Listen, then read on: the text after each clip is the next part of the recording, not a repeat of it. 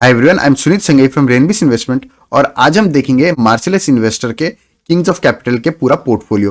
तो ये portfolio discuss करने का काफी सारे रीजंस है। एक तो ये कि अभी का जो मार्केट है, जैसा इन्फ्लेशन आ रहा है और जिस तरह की ग्रोथ आने वाले टाइम में आ सकती है, तो यहाँ पे फाइनेंशियल सेक्टर ऐसा सेक्टर है जहां पे आपको बिल्कुल अपना एलोकेशन लेना चाहिए। और वैल्यूएशन के हिसाब से भी देखें तो apart from small cap, financial sector में काफी अच्छी वैल्यूएशन पे आपको स्टॉक्स मिल रहे हैं। और स्पेसिफिकली मैं बात करूं तो लास्ट 5 years में क्या हुआ है कि जो कैपिटल गुड्स वाली कंपनीज है या कंपनीज लाइक एशियन पेंट है, पिडलाइट है, इनके पी रेशियो जो है वो एक्सपैंड कर गए हैं। जो ये 40 के आसपास की पी रेशियो में मिलते थे, वो 60-70 के पी रेशियो में मिलने लगे हैं, जबकि फाइनेंशियल सेक्टर में ऐसा बिल्कुल नहीं हुआ है। अगर आप एक एक कंपनी को ध्यान से देखोगे तो उनकी जिस तरह की सेल्स एंड प्रॉफिट ग्रोथ रही है लास्ट 3 to 4 years में, उसी लेवल की ग्रोथ पे उनके शेयर प्राइसेस भी राइज हुए हैं। तो इससे क्या पता चलता है कि स्टॉक के प्राइसेस बहुत ज्यादा राइज नहीं किए और पी रेशियो जो है एक्सपैंड नहीं किया है। तो इसलिए मुझे लगता है कि फाइनेंशियल सेक्टर में आपको जिस तरह की करंट वैल्यूएशन है ओवरऑल मार्केट की, वहां पे financial sector is one sector जहां पे आपको बिल्कुल इन्वेस्ट करना चाहिए।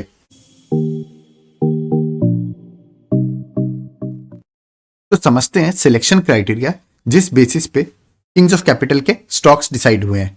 तो यहाँ पे 3 चीजें हैं। एक तो है क्लीन अकाउंट्स। तो क्लीन अकाउंट से मतलब क्या है कि देखिए, फाइनेंशियल प्रोडक्ट्स जो होते हैं, चाहे वो बैंक्स के केस में हो, एनबीएफसी हो या फिर इंश्योरेंस कंपनी हो, इनको सबको सिर्फ कैपिटल मैनेज करना होता है, यानी पैसे का मैनेजमेंट होता है। और वहां पे बैंक्स में जो अकाउंट है उसको क्लीन रखना बहुत जरूरी होता है। हम देख चुके हैं पहले भी। एग्जाम्पल के तौर पे मैं बात करूं तो येस बैंक में अगेन अकाउंटिंग फ्रॉड हुआ, जिस वजह से इतना बड़ा इशू हुआ और उसका प्राइमरी रीजन था मैनेजमेंट। तो हाई क्वालिटी मैनेजमेंट बहुत जरूरी है, बैंकिंग के केस में हो या चाहे वो एनबीएफसी हो या फिर इंश्योरेंस कंपनी हो। तो इसलिए फाइनेंशियल सेक्टर में क्लीन अकाउंट्स होना बहुत जरूरी होता है। दूसरा चीज हो जाता है कैपिटल एलोकेशन।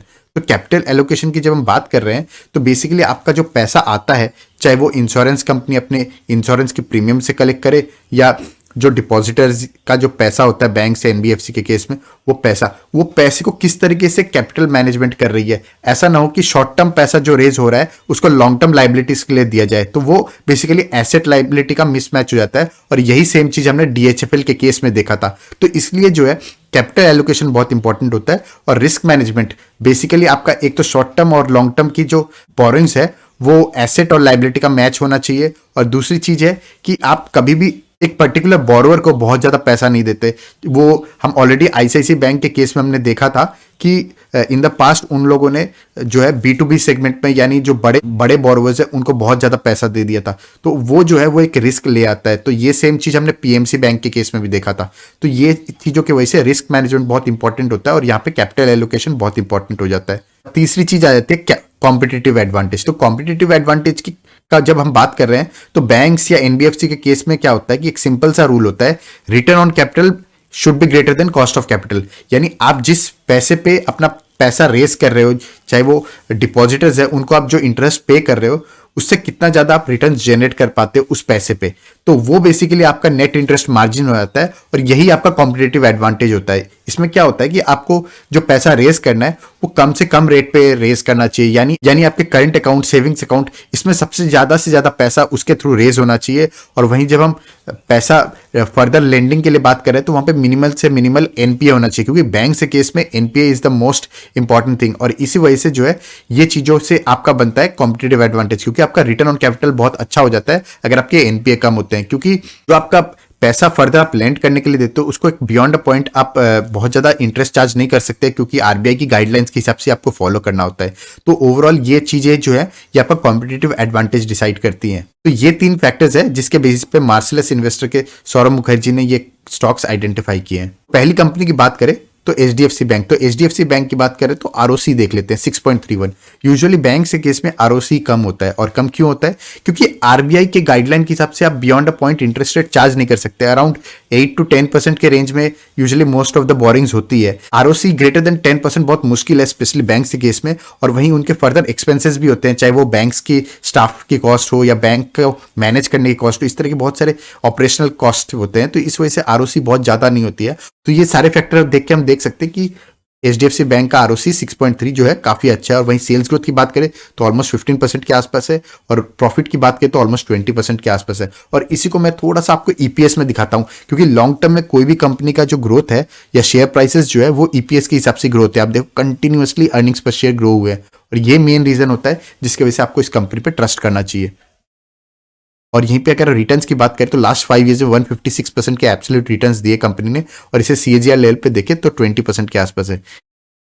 अगली कंपनी की बात करें तो कोटक बैंक। तो कोटक बैंक का ROC हम देखें तो लगभग HDFC बैंक जैसा ही है, ऑलमोस्ट 6.5% का है। और वहीं सेल्स ग्रोथ की बात करें तो लगभग 10% की, और प्रॉफिट ऑलमोस्ट 20% के आसपास की है। और वहीं इसे EPS में देखें तो कंटिन्यूअसली EPS जो है ग्रो कर रहा है। ये सारी चीजें देख के हमें समझ में आता है कि कोटक बैंक अगेन एक अच्छी कंपनी है। और यहीं पे अगर हम रिटर्न्स की बात करें तो 165% के एब्सोल्यूट रिटर्न्स दिए कंपनी ने इन लास्ट 5 ईयर्स, और CAGR लेवल पे देखें तो ऑलमोस्ट 21% का है।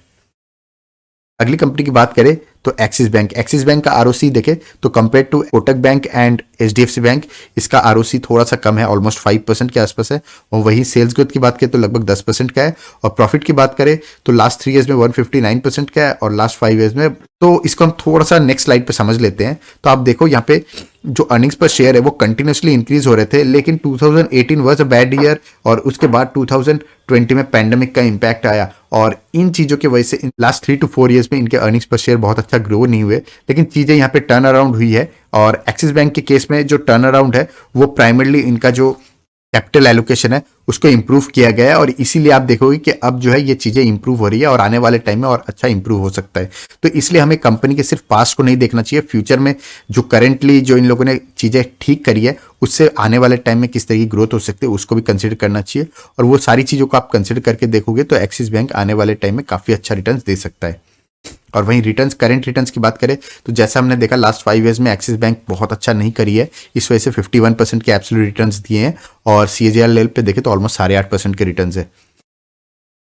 अगली कंपनी की बात करें तो HDFC लाइफ। HDFC लाइफ की बात करें तो क्योंकि ये अगेन बैंकिंग के बिजनेस में नहीं है, ये इंश्योरेंस बिजनेस में है, और इसका ROC देखें तो हेल्दी ऑलमोस्ट 20% के आसपास, और ROE ऑलमोस्ट 15% के आसपास है। और वहीं सेल्स ग्रोथ की बात करें तो ऑलमोस्ट 30% के आसपास है। और वहीं प्रॉफिट की बात करें तो लास्ट 3 ईयर्स या 5 ईयर्स दोनों जगह स्टैग्नेंट है, और उसका प्राइमरी रीजन है कि कोविड के वजह से बहुत ज़्यादा इनको क्लेम सेटलमेंट करना पड़ा है। और इसके अलावा अगर हम देखें तो इंश्योरेंस सेक्टर अभी भी इतना ज़्यादा पेनिट्रेट नहीं है, तो इनको मार्केटिंग पे भी बहुत ज़्यादा कॉस्ट करना पड़ता है, और प्राइसेस भी काफ़ी कॉम्पिटिटिव रखनी पड़ रही है। तो इन चीज़ों की वजह से आप देखोगे कि इनकी बहुत ज़्यादा प्रॉफिट ग्रोथ नहीं हुई है।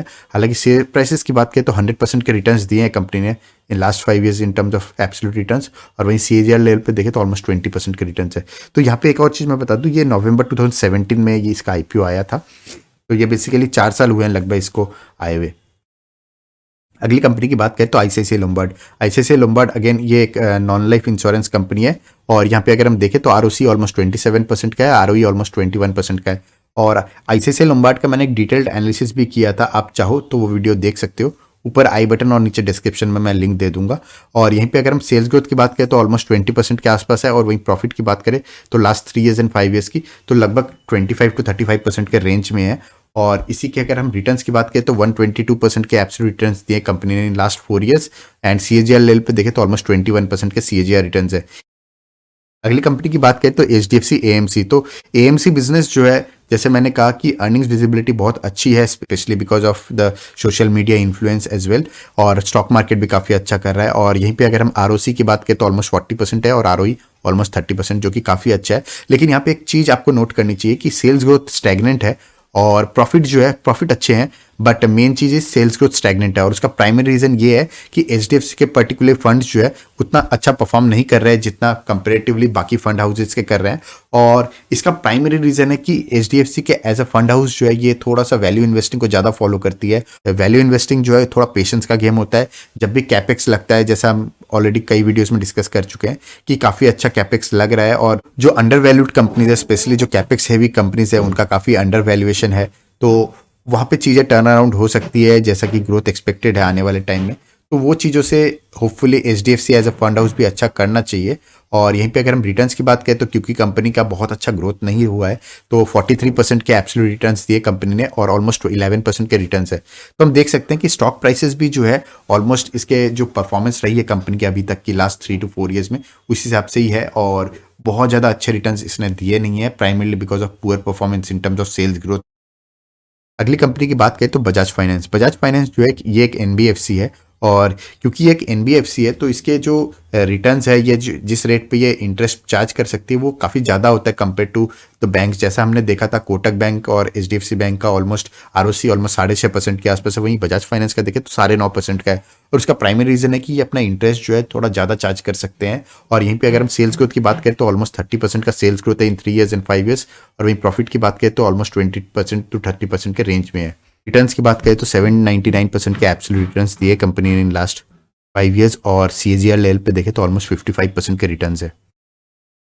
अगली कंपनी की बात करें तो एमएस फाइनेंशियल सर्विसेज। तो एमएस फाइनेंशियल सर्विस की बात करें तो आरओई आप देखो ये एक और एनबीएफसी है, और इसका आरओसी देखो ऑलमोस्ट 11.5% है, जो कि even more than HDFC bank and Kotak bank है। तो इसका प्राइमरी रीजन है कि ये एनबीएफसी है, ये यूजुअली व्हीकल लोन्स देती है, प्राइमरली कमर्शियल व्हीकल लोन्स देती है। सेल्स ग्रोथ की बात करें तो ऑलमोस्ट 10% के आसपास है, और वहीं प्रॉफिट की बात करें तो ऑलमोस्ट 10 to 20% के रेंज में है। तो ओवरऑल फाइनेंशियल नंबर्स काफ़ी अच्छे लग रहे हैं, लेकिन यहाँ पे थोड़ा सा आप देखोगे तो परफॉर्मेंस इसकी स्टैग्नेंट है। और इसका प्राइमरी रीजन है कि मे बी ये क्योंकि एक स्मॉल कैप कंपनी है तो इतने अच्छे तरीके से लाइमलाइट में नहीं आई है, और इस वजह से इसमें फ्यूचर प्रोस्पेक्ट काफ़ी अच्छा लग रहा है। और इसके सीएजीआर लेवल पर रिटर्न्स देखें तो ऑलमोस्ट 2.5% के आसपास है। अगली कंपनी की बात करें Cholamandalam investment and finance company.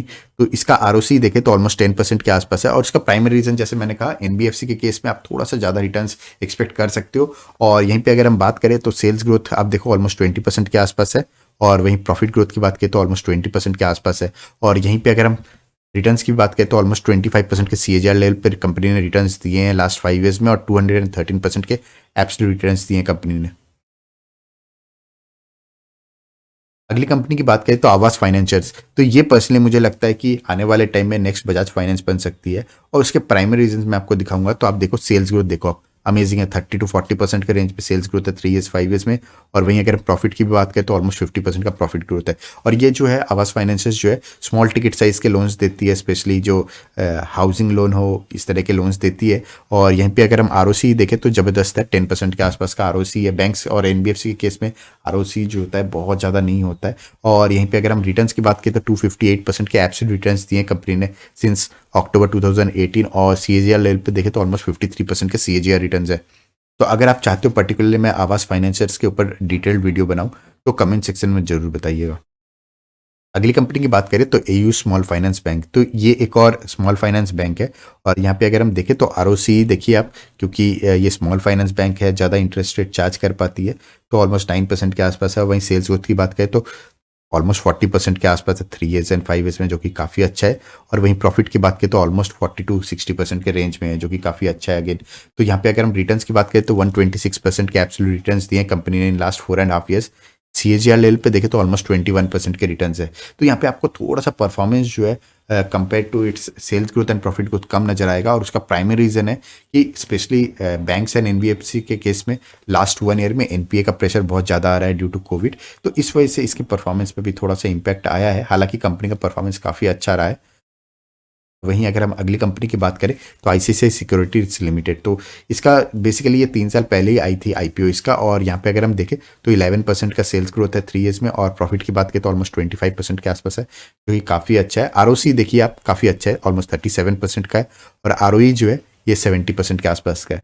तो आईसीआईसीआई सिक्योरिटीज़ बेसिकली ये एक ब्रोकर फर्म है। तो जीरोदा और 5 पैसा इस तरह के जो अभी डिसरप्टिंग ब्रोकर फर्म्स आए हैं, डिस्काउंट ब्रोकर्स आए हैं, उसकी वजह से इनके बिजनेस पे थोड़ा सा फर्क पड़ा है। हालांकि इसके बावजूद इसकी अगर हम सेल्स ग्रोथ और प्रॉफिट ग्रोथ देखें तो अच्छी रही है, डेफिनेटली ये खराब नहीं कहूँगा मैं इसे। तो यहाँ पे अगर हम रिटर्न्स की बात करें तो 77% के रिटर्न्स है, और वहीं अगर हम सीएजीआर लेवल पे देखें तो ऑलमोस्ट 18% के आसपास के रिटर्न्स है। और आप देखो कंपनी का परफॉर्मेंस जो है वो स्टॉक मार्केट के इन जनरल जो जिस तरह का ट्रेंड होता है उस पर भी डिपेंड करता है, क्योंकि यूजुअली जब स्टॉक मार्केट अच्छा परफॉर्मेंस देता है तो हर कोई इन्वेस्ट करना चाहता है, और तब जो है इनके ज़्यादा अकाउंट्स खुलते भी है, डीमैट अकाउंट्स ज़्यादा खुलते हैं। तो इस तरीके से इसकी परफॉर्मेंस जो है वो थोड़ी सी स्टॉक मार्केट के इन जनरल परफॉर्मेंस पर भी डिपेंड करती है। और अगर मैं बात करूं percentage allocation of top 5 companies, specially Kings of capital में जो टॉप 5 कंपनीज है जिसमें एलोकेशन हुआ है, तो एचडीएफसी बैंक में किंग्स ऑफ कैपिटल में 15% एलोकेशन है करेंटली। बजाज फाइनेंस में ऑलमोस्ट 14.5% का एलोकेशन है। कोटक बैंक में ऑलमोस्ट 11% का एलोकेशन है। HDFC लाइफ में 8.5% का एलोकेशन है और ICICI लोम्बार्ड में 8% का एलोकेशन है। तो ये मेजर ऑलमोस्ट 50% का एलोकेशन जो है इन 5 कंपनीज में है इन किंग्स ऑफ कैपिटल। तो ये जो 12 कंपनीज हमने डिस्कस करी है ये सारे पार्ट है currently of Kings of capital, Marcellus investor का, सौरभ मुखर्जी का एक फाइनेंस सेक्टर का जो PMS फंड है। और यहाँ पे अगर हम देखें तो लास्ट 5 ईयर्स में, हालांकि कुछ कुछ कंपनीज इसमें से 3 ईयर्स या 4 ईयर्स पहले लॉन्च हुई थी, उसका अगर हम CAGR लेवल पे एडजस्ट करके रिटर्न्स देखें तो यहाँ पे हम रिटर्न्स देंगे ऑलमोस्ट 23% के CAGR रिटर्न्स दिए कंपनी ने लास्ट 5 ईयर्स। तो इसे मैं CAGR नहीं कहूँगा, इसे मैं एक्चुअली XIRR कहूँगा, क्योंकि इसमें से कुछ कुछ कंपनीज जो है वो 3 ईयर्स पहले या 4 ईयर्स पहले आई थी, नॉट 5 ईयर्स ओल्ड। तो इसलिए इसे XIRR रिटर्न्स कहेंगे और 23% के XIRR रिटर्न्स काफी अच्छे होते हैं। तो जैसा हमने लास्ट 5 ईयर्स के परफॉर्मेंस देखे इन स्टॉक्स के, आप देखोगे 25% के CAGR बिल्कुल इस तरह के हाई क्वालिटी बिजनेस में इन्वेस्ट करने से बनते हैं। और पैसे ऐसे ही बनते हैं अगर आप हाई क्वालिटी बिजनेस में इन्वेस्ट करते हो तो। और यहाँ जितने भी कंपनीज है उनमें से ज्यादातर लार्ज कैप कंपनीज है और कुछ small and mid cap companies भी है। बट प्राइमरी रीजन मेरा डिस्कस करने का ये भी है कि अगर आप हाई क्वालिटी बिजनेस में इन्वेस्ट करते हो तो 25% के CAGR रिटर्न्स बिल्कुल बनते हैं। तो कमेंट सेक्शन में जरूर बताइएगा कि फाइनेंशियल सेक्टर की कौन सी कंपनी में आप निवेश कर रहे हो, और कोई पर्टिकुलर टॉपिक आप चाहते हो मैं अपने चैनल पर कवर करूं तो कमेंट सेक्शन में जरूर बताइएगा। That's all for today, thank you. तो यहाँ पे मैं एक डिस्क्लेमर दे दूं, तो ये कोई बाई और सेल की रिकमेंडेशन नहीं है, ये बेसिकली लर्निंग पर्पज से वीडियो बनाई गई है ताकि आप ये सीख सको कि एनालिसिस किस तरीके से करना चाहिए और किस तरीके से हमें अपने इन्वेस्टमेंट्स को देखना चाहिए। और अगर आपको यूजफुल लगे तो हमारा टेलीग्राम चैनल है रेनबेस इन्वेस्टमेंट, जिसको आप सर्च करके ज्वाइन कर सकते हो। That's all for today, thank you.